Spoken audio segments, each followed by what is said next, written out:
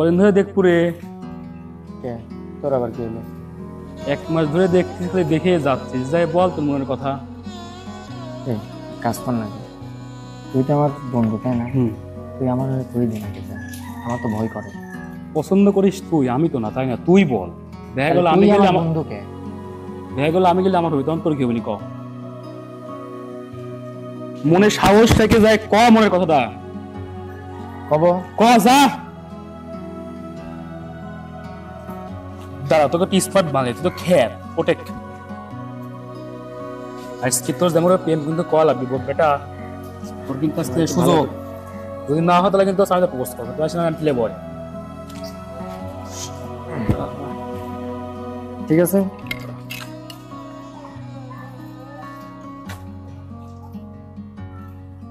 রাগ আমি করতেছি।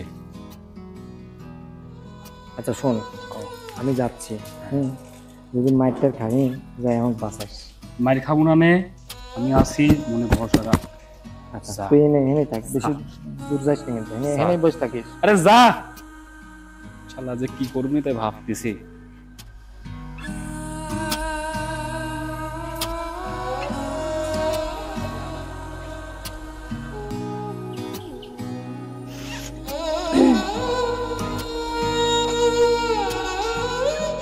কি ব্যাপার, আপনি আমার সামনে এইভাবে কেন ঘুরছেন? কোনো সমস্যা? না না, কোনো সমস্যা না। কিছু বলবেন? না না, কিছু বলবো না। এই যে দাঁড়ান, এদিকে আসেন। দেখেন, আপনি মুখে না বললেও না আমি বুঝতে পারছি কিছু বলার জন্য আপনি ওইখান থেকে এখানে আসছেন, আর এখানে এসে আমাকে কিছু না বলে চলে যাচ্ছেন, মানেটা কি? বিষয়টা হচ্ছে কি, অনেকদিন ধরে আমি আপনাকে ফলো করি, তারপর? আর আপনাকে আমি ভালোবাসি।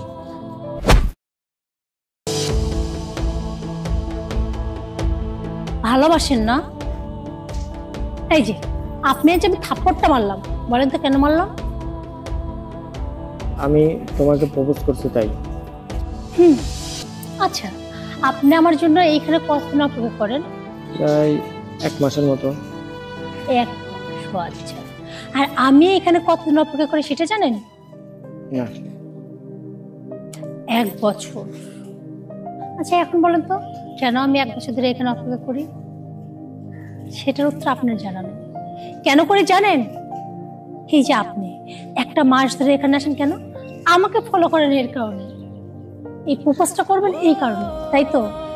আর আমি ওই 1 বছর ধরে এখানে আসি একটা মানুষকে খুঁজে পাওয়ার জন্য, কিন্তু জানেন তো 1 বছর ধরে এখানে অপেক্ষা করছি, কিন্তু এই 1 বছরে 1 দিনের জন্য সেই মানুষের চেহারা তো দূরের কথা, তার ছায়াটা পর্যন্ত দেখতে পাই। এখন ভাবতে পারে মানুষটা কে? মানুষটা আর কেউ না, একটা মানুষকে আমি প্রচন্ড ভালোবাসতাম, আর তার সাথে আমার পরিচয় হয়েছিল স্টেশন থেকে। সেই মানুষটাও আমাকে ভালোবাসত, আর আমাদের রোজ দেখা হতো এই স্টেশন। সেই মানুষটা আমাকে বলেছিল সে আমাকে এতটাই ভালোবাসে যে 1 দিন না দেখলে সে নাকি থাকতে পারবে না। তার প্রথম রিকোয়েস্ট ছিল সে আমি যেন প্রতিদিন তার সাথে দেখা করি। আমিও তাকে কথা দিয়েছিলাম, আচ্ছা ঠিক আছে, আমাদের বিয়ে না হওয়া অবধি রোজ আমি তোমার সাথে দেখা করব। জানেন তো, একটা সময় আমি আমার লেখাপড়ার সমস্ত কাজ সবকিছু বাদ দিয়ে এইখানে ছুটে আসতাম ওই মানুষটার সাথে দেখা করার জন্য। আমি কখনো ভাবিনি যে এর সাথে দেখা করতে করতে আমার লেখাপড়া খারাপ হচ্ছে, বাড়ি থেকে বকাঝকা শুনছি না। এক পর্যায়ে আমার বাড়ির মানুষগুলো না বুঝতে পারলো আমি ঠিকভাবে লেখাপড়া করছি না, অমনোযোগী হয়ে গেছি, আমি কোথাও যাচ্ছি কি করছি। কিন্তু যখন তারা আমাকে ফলো করতে লাগলো, দেখলো আমি স্টেশনে এসে বসে থাকি। একদিন আমার পরিবার আমার জিজ্ঞেস করলো, তুই লেখাপড়া করিস না, কিছু করিস না, ভাবছিলাম তুই একটা প্রেম করিস, কিন্তু স্টেশনে শুধু শুধু কেন বসে থাকি? আমি তাদেরকে সেদিন কোনো উত্তর দিতে পারিনি, শুধু বলেছিলাম ভালো লাগে তাই। আমার কোনো কিছু ভালো লাগে না, ওখানে গেলে একটু শান্তি করে, যেহেতু আমার বাড়ির লোক জানে না সেই শান্তির কারণটি। আমি যারা প্রচন্ড ভালোবাসতাম, যে মানুষটা আমার স্বপ্ন দেখেছিল তার বউ বানাবে, আর আমিও স্বপ্ন দেখে নিয়েছিলাম একদিন লাল টুকটুকি বেনারসি শাড়ি পরে আমি তার ঘরের বউ হয়ে যাব। তার সঙ্গে সংসার বাঁধবো। আমাদের ছোট ছোট বাচ্চা কাচ্চা হবে, তারা আস্তে আস্তে বড় হবে, একদিন আমি বুড়ো হব, দাদি হব, সে দাদা হবে, তবু আমরা দুইজন একসঙ্গে হাতে হাত ধরেই থাকবো। তার কাঁধে সারা জীবন মাথা রেখে চলতে চেয়েছিলাম, কিন্তু জানেন তো ওই যে কথাই আছে না, স্বপ্ন স্বপ্ন কখনো সত্যি হয় না, সেটা ভেঙে যায়। আমার স্বপ্নটাও না সেরকম ভেঙে যাচ্ছে।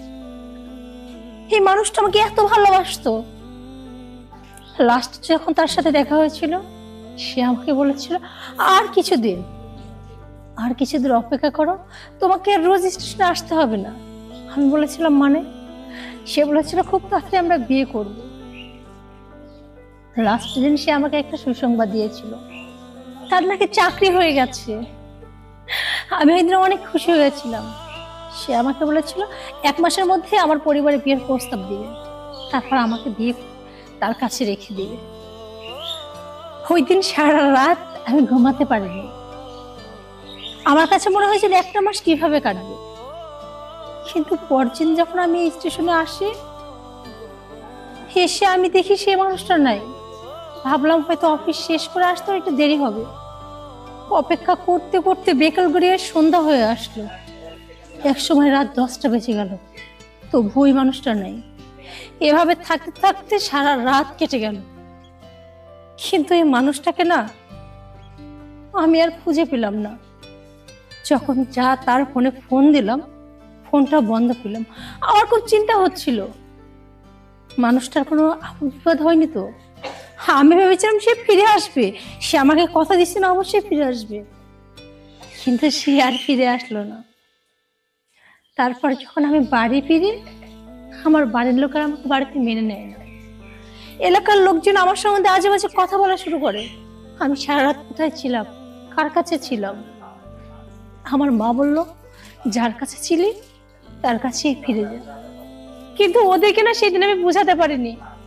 আমি ওই দিন স্টেশনে একা বসে ছিলাম, শুধুমাত্র আমার ভালোবাসা মানুষটার সাথে দেখা করার জন্য, তার অপেক্ষায় ছিল। সেদিন দেখে আমার জীবনে শুরু হলো নতুন করে একটা যুদ্ধ।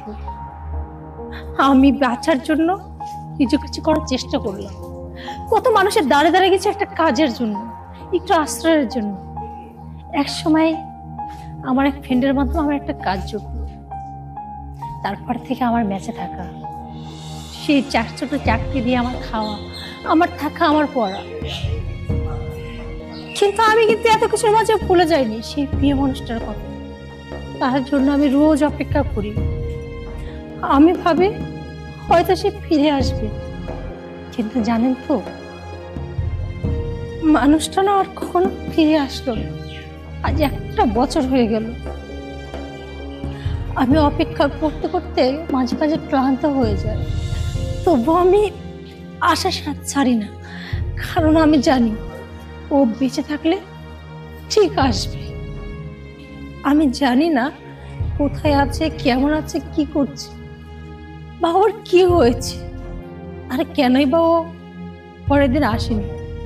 কিন্তু আমার বিশ্বাস আমি ঠিক ওকে একদিন খুঁজে পাবো।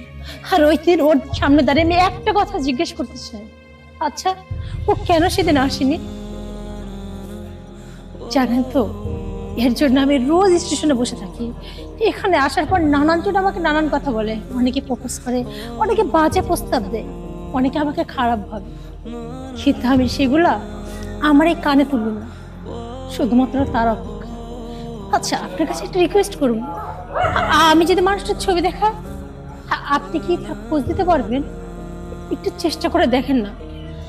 আমার এই ছবির মানুষটাকে যদি খুঁজে বের করতে পারতেন, আমি আপনার কাছে সারা জীবন কৃতজ্ঞ থাকতাম। প্লিজ। ঠিক আছে, চেষ্টা করব। দেখি ছবিটা দেখি।